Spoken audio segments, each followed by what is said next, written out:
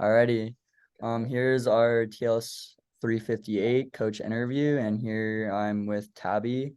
And well, first, you want to kind of give your name and talk about yourself, or Sure. So sure. my name is Tabby Krebs, and I am a dive coach, mostly in my past life, but I do a little bit of coaching every once in a while. So I started diving when I was 8 years old, so a long time ago. Probably started coaching when I was like 12 or 13.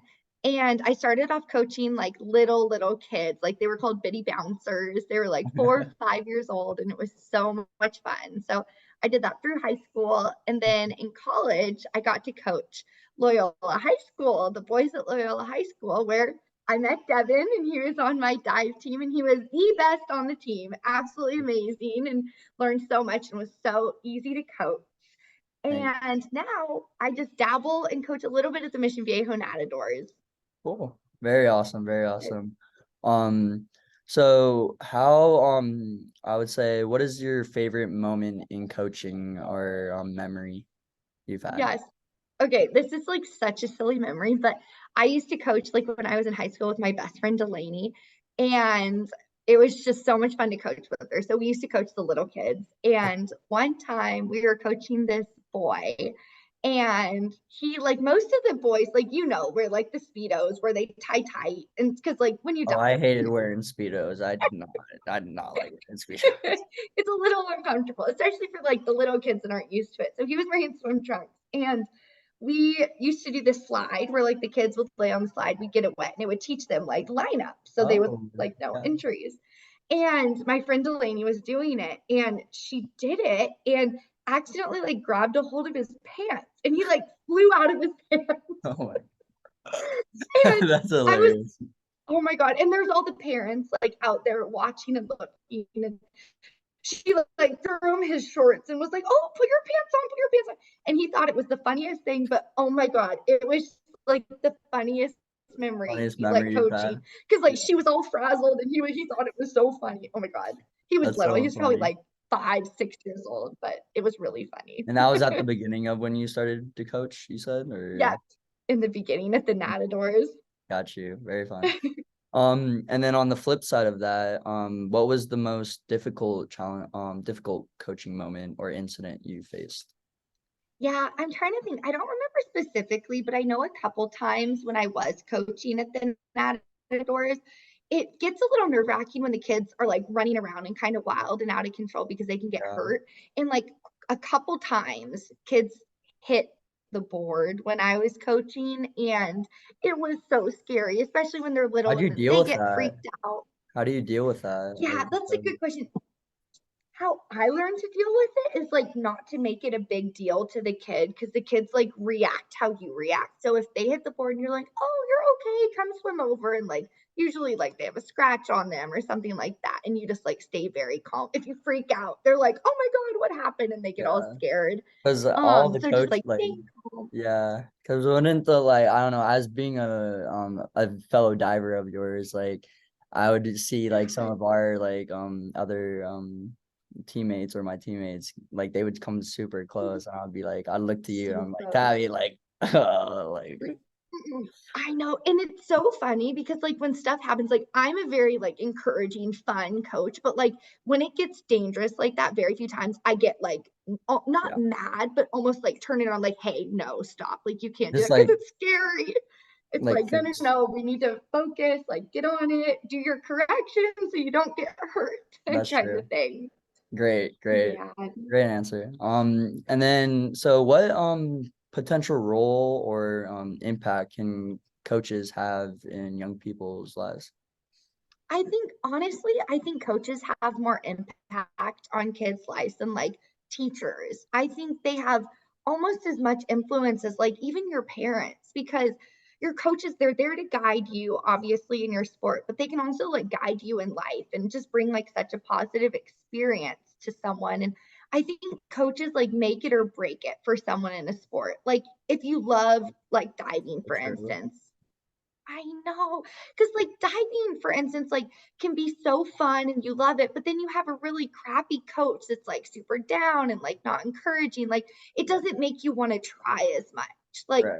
for Diving has instance, always when been I, fun, like, or not fun, but yeah, like has always been like go and I like know. just do my best. Like always had so much fun. Yep, I never felt really pressured to like, I don't know, while some other kids definitely feel those extended pressures to like, no, you have to do exactly. this, right? So Yeah, because some coaches get angry. Like I have had coaches in the past that like get angry when you don't perform, which of course it's frustrating, but it's like it's not like they're purposely doing that. Like I am huge into like positive reinforcement. Like that's how I work the best. So I feel like that's how I like to breed athletes. very nice. So moving on, how has coaching changed over time, especially considering the generational change with Yeah. however kids are growing up today? Yeah. So when I first started coaching, like I said, I was coaching like Right. the little kids, and that was more like a fun, just kind of like the parents put them in and they're having fun, just keep them safe. They don't really need to Keep them progress as entertained. quick. Exactly. Kind of like get them away for a little bit, get their energy out. Hmm. So that was like when I first started coaching. And then when I started coaching you Loyola boys, it was kind of like it was like, okay, the swim coaches, are encouraging you guys to make CIF and like there's a little bit more pressure on there. So Yeah. it becomes more serious. Not that it wasn't before, but it does become more serious and there's more on the line because obviously you want the team to perform well and make Loyola look good and then get them points at CIF so they score well at CIF. So that was definitely a change, but it also is Hmm. nice to coach athletes like you guys that really do care. Like you, for instance, Devin, like do care and want to get better. I mean, besides the other 6, 7 divers that we had that were just, Yeah. I don't know, completely just, I don't know, there to just have fun rather than Yep. actually, I don't know, be more dedicated and try to score points or make CIF. It was a lot. Yep. I could see how there was a big change, but Yeah, for cool. sure. And then so what kind of relationship do you try to create with your athletes, or like why do you think those relationships are so important? Yeah, so I think definitely having a good relationship with your athletes because I look back at my experience with coaches and like the coaches that I respected and had the best, like almost like a friendship relationship and understanding that they wanted me to do well for myself that made me want to do well, like for them and for myself. So that's what I kind of like to create with my athletes is like, hey, I'm here to help you, but it's your decision whether or not to like make these corrections and like if you want to excel. So just making it known that you're looking out for them and you're trying to make them better. And I think when you have a mutual agreement between coaches and athletes, they excel and they do well if they really want to. That's great. That's a great answer. And then let's see. So as far as choosing team captains, what roles do you see them playing in the team dynamics you try to create?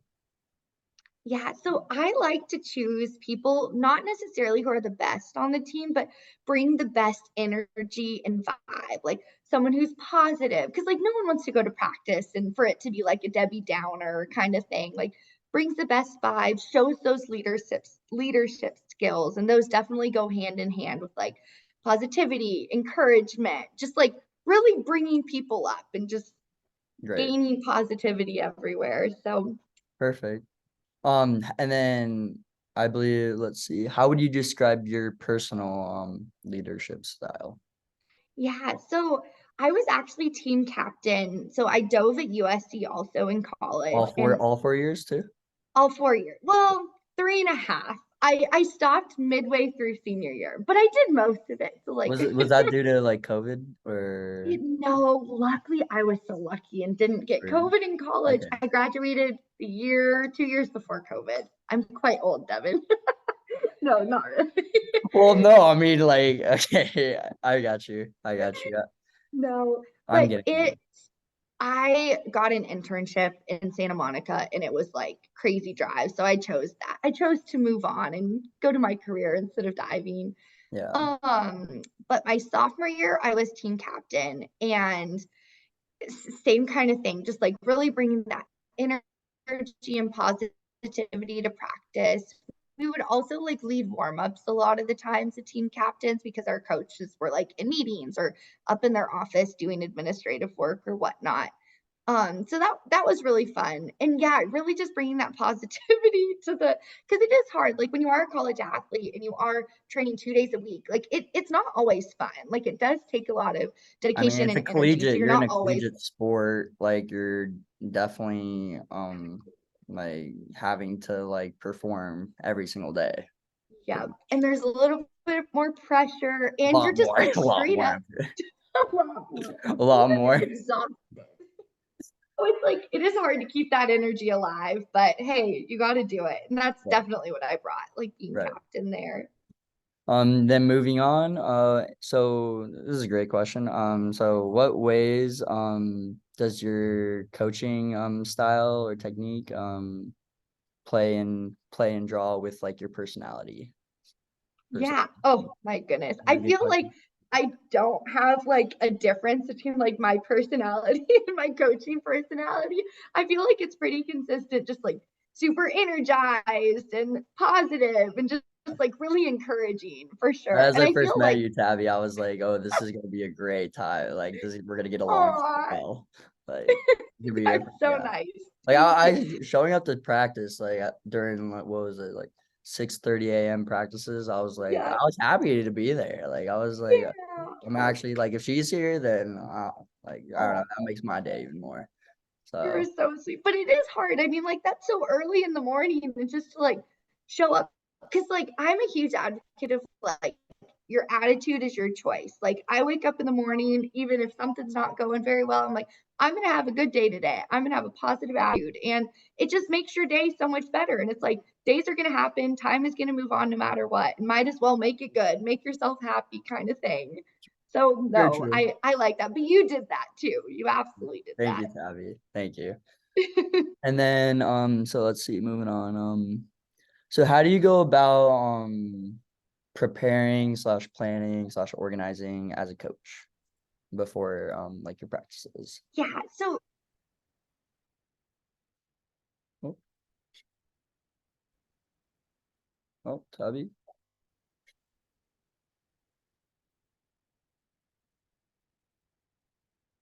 hold on. yeah, it's definitely different per, Oh, Tabby, you there? Hold on.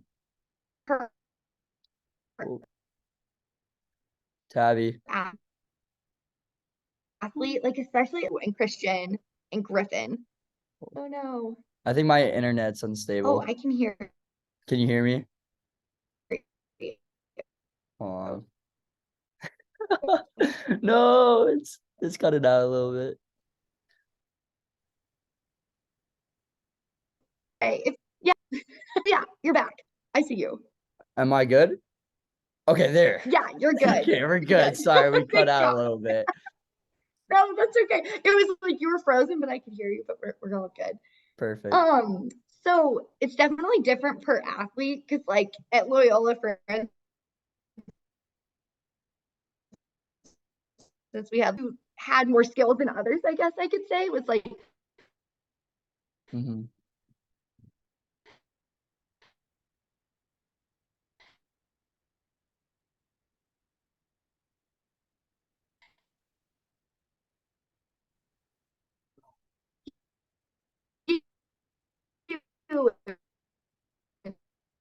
No, this Wi-Fi.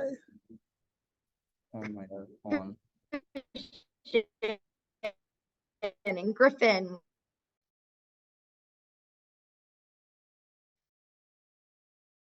Dobby? Hold on. Hello.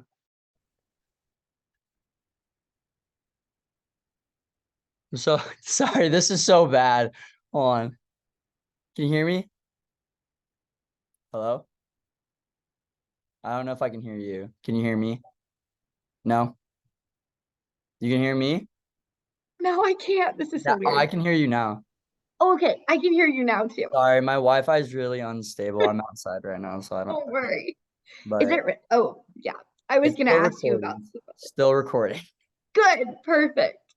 But I would have like different workout plans for you guys. And like, I don't know if it caught this, but we're kind of going out. But like you, for instance, would come to practice and be like, Tabby, I want to work on this, and this. Like, and you didn't have you didn't need that push. Like you had that within you. Like, I'm not nervous. I still want to try like these harder dives and whatnot. And a lot of athletes like do need that push, like, hey, you're ready for a front double. Let's try it, kind of thing. Mhm. But you had that within. And then for the other divers that were not like in the level of going like competing at all. It was kind of like, okay, like, do you want to learn a front flip today? Like, we can get you there. Kind of like where are your goals at? I'll help you meet your individual goals.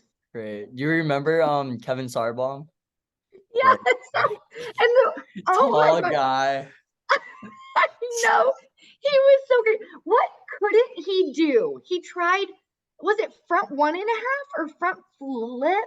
I think it was from 1.5, and Uh-huh. he was just he couldn't tuck. He couldn't I tuck it too know. much, or like He would come out at like the front dive, but then make the front flip. I'm like, just hold on, Mom. and then you would remember like Austin.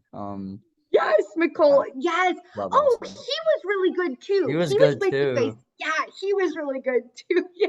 Yeah, Oh my he was God. like Christian. He didn't really put in the effort, but Yeah, I know. And same with Griffin. Griffin was so oh, good. Griffin, I forgot I about Griffin. know. But Griffin was he just great like too. was like, oh, I have to go to practice. I'm like, you don't have to, but you're really good. So can you You're please? really good, so show up, please. Yeah. Why can't everyone have Devin's mentality? Jesus. I got you. Great. And then let's see. Um,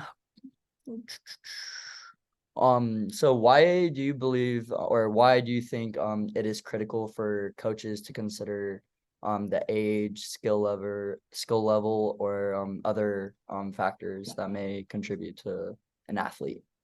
Yeah, so like I feel like diving is so specific, and I hate to say this, but you kind of have the skills. Like you're kind of born with like diving is hard to learn if you don't have the natural grace, I guess, to dive. That was kind of a weird way of saying that. But like even when like there's little kids that I coach, like you kind of know like if they stick with it, like they're gonna be good. Or if they stick with it, like they're gonna have to work like a lot harder to like be good. Hmm. And it's definitely you take that into consideration when you are coaching them and when you are pushing them to learn new dives because diving it just comes a lot easier to some people and a lot harder to others. So Yeah, maybe it's you not meant for everyone, or yeah, like, yeah. it's true. It's just like, I don't know, it's not like baseball, for instance, where baseball, like you can learn how to do it. Like a lot of people can learn how to do it. Diving, it's like throwing your body in those ways and moving them ways and like pointing your toes. Like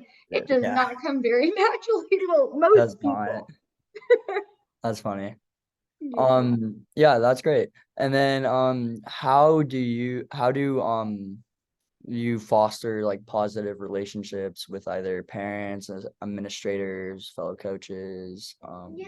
Yeah. So I think so parents can be tricky when you're coaching because a lot of parents get too involved. Luckily, I have not like dealt with that at all. And I just think that's probably because I haven't coached at like the college level. Like I think a lot of parents can get too intense, like and wrapped up in their kids like sports, for instance, and like try to be the coach and know what's best for the kid and they get involved with the coach. And I think that's detrimental to a kid's like progression in a sport because like I think like the athlete knows best and so does the coach and they're there to encourage that. And then when the parents get involved, it's like I don't know, parents and family should be like an outlet kind of thing to a sport. So I've always had like, I don't know, my mom, and or my mom especially, she would yeah. always be a big advocate for making sure that like the coach like knew to like, Yes.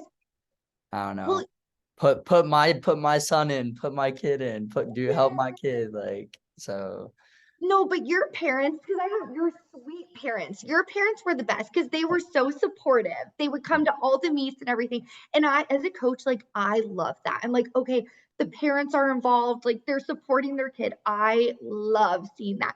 But Thank they you. were so great. Like they were perfect. They never were like, Devin, like that was a bad dive, or like, No, Tabby, why did he do that? That like never. No, your parents are perfect. And thank my you. parents were just like that. Like when I was diving too, My they're like, grandma was there too. I think I oh, one of them. She was like, "Oh, I want to come watch." I So know. Well, it's so fun. Like diving is such a fun thing to watch. And it's it's like, cool to watch. has to be so proud as a parent. Like, damn, my kid is good. Like that must be so cool. Yeah, no, my parents, they definitely, I mean, they would see me every day outside, in my backyard, jumping on the trampoline, and they were like, "All right, we definitely know this kid definitely can do some diving." So, Yeah, exactly. And it's but, so fun and it's funny, yeah, how like trampoline. and then, here's a good question. So how can coaches influence athletes' lives outside of sports and encourage positive and positive behavior as well as focusing on their academic slash professional career? So I think like diving, for instance, there's a lot of fear, like overcoming fear in diving, just like learning new dives and stuff. And you obviously know this, but it takes a lot of trust in your coach, like as an athlete. Like you trusted me, like Devin, we can do this front double. Like you got Every this. time I would rely on you heavily, Tabby, to just come out with the yell or whatever, Yeah, oh, the like hub. oh. Yeah, get out of the Come dive. out, come out. I I'm know. like, all right. But yeah, go No, on. it's true though. So you have that, like you had that trust in me. So I think that carries over to like life. Like a lot of times, like athletes trust their coaches. So they come to them with like, oh, hey, I'm not doing well in school. Like, could you help with this? Or like, what advice do you have on life? And I just think having that like open line of communication with coaches, like I'm not just here for your sport. Like I can help you in anything, school, life, whatever. And I think that's really important. Like, yeah, I definitely felt like as being an athlete, and diver, like, I felt like you being a coach, like I was just easy. It was easy just to kind of open up about like any issues I was having that day about Yeah. whether it be my diving or could be outside matters too. But Exactly. No, absolutely. And I think, yeah, I think it's almost like another person, like besides an athlete's parents, that they almost see as like a role model that they feel comfortable like opening up to and getting Mhm. help with anything. Gotcha. Cool. And then, so moving on, so how do you think you can create an inclusive and safe environment for all types of athletes? Yeah, I think this is a perfect question for Loyola because this is what happened. So like at Loyola, for instance, we had like the more of the competitive divers, and then we had the ones that were there more to have fun and just like bring enjoyment to practice and like having fun pretty much. Right. So just making it like an open environment. Like I'm a coach that I can be super critical with you and make you a really good diver. But like, if you don't want that, I completely understand and I'll coach you to whatever your goals are. And just like being inclusive like that, opening it up to everyone, like, hey, whoever wants to be here, I will adapt to whatever you want me to be as a coach. So just knowing that it's open and not just like everyone here has to do front double, everyone here has to do inward one Yeah. and a half. Just like Yeah, that makes sense. not So as it's kind of going at each and every individual or athlete's kind of progression, just seeing how they progress. exactly. Yep, Cool. exactly. And then so regarding Title IX or like sexual assault, Yeah. why do you think that coaches should be especially be knowledgeable about this matter? Yeah. I mean, so I'm thinking, which is so sad. I watched a documentary on Netflix about like what happened with USA Gymnastics and stuff. And that was like the sexual assault with, I think it was their trainer or their team doctor or something. Right. And that was just absolutely awful. And I think, unfortunately, that does happen in sports way more than it should. Like, it's crazy because it kind of goes to that trust. Like, you trust your coach or you trust your trainer, but it's like, you need to be on guard with those kind of things and Right. know that that's obviously wrong, and it's so sad. But just being educated, I guess, on like what could happen, and when the parents are involved in like protecting their kids and not like trusting everyone that they're with, kind of thing.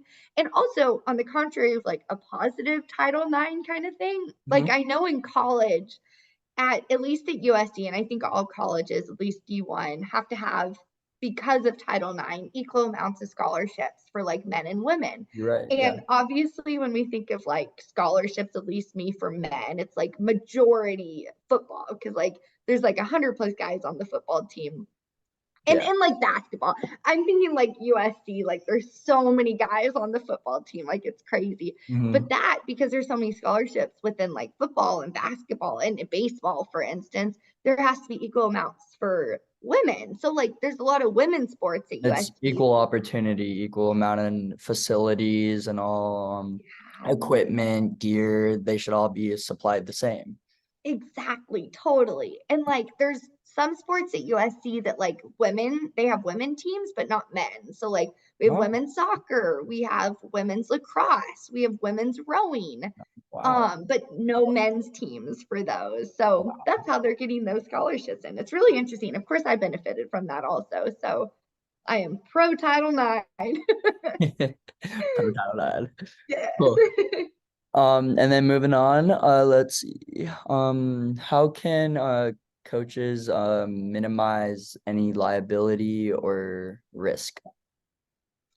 Well, I'm thinking for diving, like not hitting the board, like that liability and that risk, just really training their divers. Like, I know, for instance, like when I was coaching kids and even you guys in high school on like how to learn an inward dive, I was like, I don't care how you land, just Those were jump far scary. away Those were from scary. the board. I was like, I don't care if you make it or not, just jump away from the board. And Just that's like like, try to look over. You're facing the board. You're facing back to the board. Going like just one, two, three. yeah. You have to tuck and then go in. And it's so weird because it's like you're jumping backwards but going You're forward. going So it's down. like crazy. But that was Anyway. like, oh, definitely just like that was how I kind of mitigated that risk and liability there. I'm like, just jump away. Like Jump the away, just water's forgiving, the board isn't. please. Okay. Yes. Great. And then let's see. What are some effective or ineffective approaches that you've had regarding when you had to discipline any athletes or individuals? Yeah. So this sounds silly, but I'm thinking like more to like my little kids when Right. they're just like running around and not listening. Um, I know, how do I just, I mean, I don't really discipline. I'm like very much into that like positive reinforcement. Like, okay, if you're really good and sit still, like we'll give you a piece of candy or something like that. Yeah. But sometimes like with the older kids, like if they balk, like, start the dive and then not do it because they're scared, it's like, okay, like no jacuzzi for 20 minutes. And then they get cold and they're like, okay, we want to go to the jacuzzi. So they'll like do the That's dive. great. That's Or great. like pike ups. I know, I think I had you guys when you balked. I was like, okay, do 20 pike ups, like get on the floor and do your I pike remember, yeah, you were like, all right, do them up downs or do them push-ups. Like, oh God, here we go. Like, and then you get tired and you're like, just do it. just do it. But But yeah, that's just great. silly things like that. And then let's see, I got two more questions for you. Okay. So what considerations should be made in regards to compliance, do you believe?